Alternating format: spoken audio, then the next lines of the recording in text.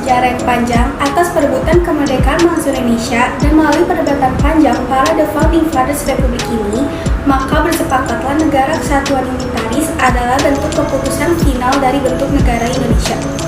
Walaupun di awal-awal menjelang kemerdekaan, perdebatan yang begitu banyak menguras energi saat itu adalah perdebatan tentang dasar negara Indonesia atau filosofi Grand Slam dan berbentuk negara. Terdapat dua kelompok pandangan dalam sidang BPUPKI yang berbeda pandangan, yaitu kelompok nasionalis Islam yang menghendaki Indonesia berdasarkan agama Islam.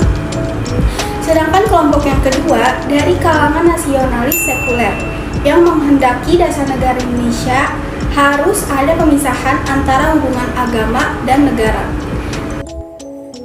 Selanjutnya, di sini saya akan menjelaskan tentang teori asal mula negara. Ada 4 terbentuknya teori asal mula negara. Apa saja itu? Berikut adalah penjelasan dari buku Sejarah Pemikiran Pendirian Pakistan karya Muhammad Ruslan.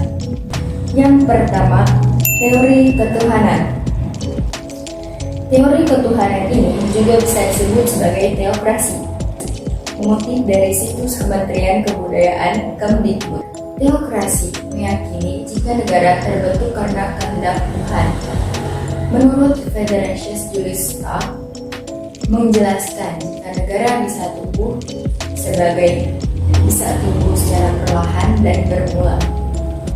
Teori ini meyakini jika suatu negara terbentuk karena kehendak Tuhan dibanding perjuangan maupun revolusi. Yang kedua, teori perjanjian masyarakat. Teori perjanjian masyarakat dikenal sebagai teori kontrak sosial, artinya suatu negara terbentuk karena adanya perjanjian masyarakat. Teori perjanjian masyarakat dikenal sebagai teori kontrak sosial, artinya suatu negara terbentuk karena adanya perjanjian antar masyarakat. Yang ketiga, teori kekuasaan. Teori kekuasaan berarti sebuah negara terbentuk karena adanya kekuasaan. Artinya, orang atau kelompok yang kuatlah yang bisa mendirikan negara. Yang keempat, teori hukum alam. Menurut Thomas Aquinas menuliskan, jika pembentukan serta keberadaan negara tidak bisa terlepas dari hukum alam. Alasannya karena secara hukum alam, manusia haruslah saling hidup berdampingan dan bekerja sama untuk memenuhi kebutuhan dunia. Unsur-unsur negara. Unsur-unsur negara adalah komponen yang sangat penting yang harus dimiliki oleh sebuah negara agar dapat diakui oleh negara lain. Seperti yang kita ketahui, pada tanggal 17 Agustus tahun 1945, Indonesia menyatakan kemerdekaannya melalui proklamasi. Namun, tidak cukup hanya sampai di situ saja.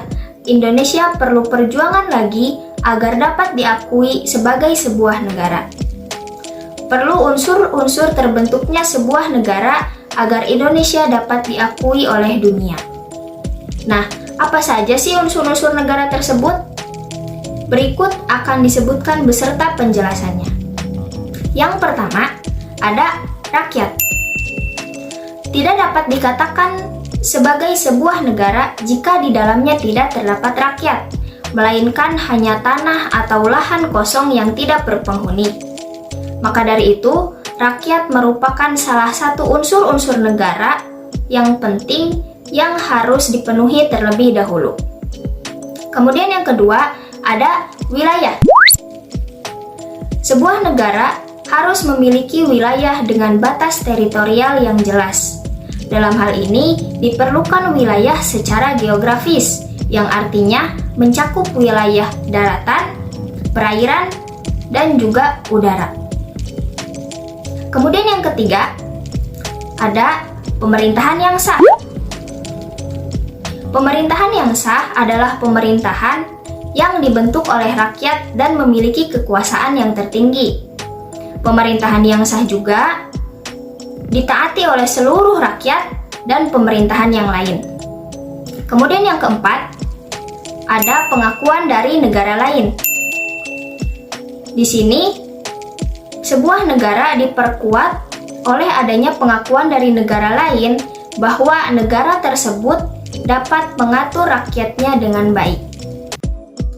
Tujuan dan fungsi negara. Tujuan negara secara umum dapat dilihat dari beberapa unsur seperti keadilan, keamanan, kemakmuran, dan kesejahteraan rakyat. Ada 5 tujuan negara yang paling utama, di antaranya 1. Menciptakan keadaan agar masyarakat tercapai keinginan secara maksimal. 2. Mengutamakan kesusilaan manusia sebagai individu dan makhluk sosial. 3. Menciptakan penghidupan dan kehidupan yang aman, damai, dan tentram. 4. Menyelenggarakan ketertiban dan kesejahteraan guna tercapai cita-cita tinggi negara, yaitu kemakmuran bersama. 5. Mengutamakan hak asasi manusia. Pemimpin yang menjalankan kekuasaannya dibatasi oleh hak asasi manusia. Indonesia pun memiliki tujuan negara yang terdapat di alinea 4 pembukaan Undang-Undang Dasar 1945. Adapun fungsi negara, tentu saja negara memiliki beberapa fungsi yang menjamin negara tersebut baik. Adapun fungsi negara yang paling utama diantaranya 1. Melaksanakan ketertiban. Tentu saja fungsi ini sangat penting, terutama dalam mencegah pembentrokan maupun pertikaian antar warga. 2. Fungsi kemakmuran dan kesejahteraan. Fungsi ini tentu saja sangat penting, terutama bagi negara yang menganut paham negara kesejahteraan. Negara berupaya agar masyarakat hidup dan sejahtera, terutama dalam bidang ekonomi dan sosial masyarakat. 3. Fungsi ketahanan. Fungsi ketahanan ini tentu saja sangat penting, terutama menjaga dari serangan dari luar. 4. Yaitu fungsi keadilan. Fungsi keadilan ini tentu saja sangat penting. Negara harus memiliki fungsi keadilan, meliputi seluruh aspek kehidupan masyarakat, mulai dari bidang politik, ekonomi, sosial, budaya, dan lain sebagainya. Kita kenali lebih dalam yuk, hak dan kewajiban warga negara. Apa sih yang disebut hak dan kewajiban warga negara? Hak adalah suatu yang mutlak dimiliki semua orang, sedangkan hak warga negara adalah kuasa menerima sesuatu sesuai peraturan dari negara yang berlaku. Jadi, selama Anda tergolong warga negara tertentu, Anda bisa memiliki kuasa atas hal-hal tertentu. Bagaimana sih contohnya? Contoh sebagai warga negara Indonesia, kita memiliki hak perlindungan dan rasa aman. Jadi, perangkat negara seperti polisi ataupun TNI harus melindungi kita tanpa membeda-bedakan. Dan ini adalah contoh pasal-pasal dari hak dan kewajiban negara warga Indonesia. Yang pertama, hak atas pekerjaan hidup yang layak. Tiap warga negara berhak bekerja dan hidup yang layak bagi kemanusiaan, ada di pasal 28A. Yang kedua, hak untuk membentuk keluarga dan melanjutkan keturunan melalui perkawinan yang sah, ada di pasal 2B, 28B ayat 1. Yang ketiga, hak untuk memajukan diri dalam memperjuangkan haknya secara kolektif untuk membangun masyarakat, bangsa, dan negaranya, ada di pasal 28C ayat 2. Pertama dengan hubungan negara dengan warga negara. Warga negara adalah sebuah rakyat yang mendiami sebuah wilayah dalam sebuah komunitas atau bisa disebut dengan negara. Negara adalah suatu wilayah yang memiliki sistem atau aturan yang berlaku bagi semua kelompok atau individu di wilayah tersebut. Warga negara dan negara saling berkaitan, terlibat dari sejarah terbentuknya suatu negara. Dan hukum negara harus dipatuhi karena hukum negara itu bersifat mutlak adanya.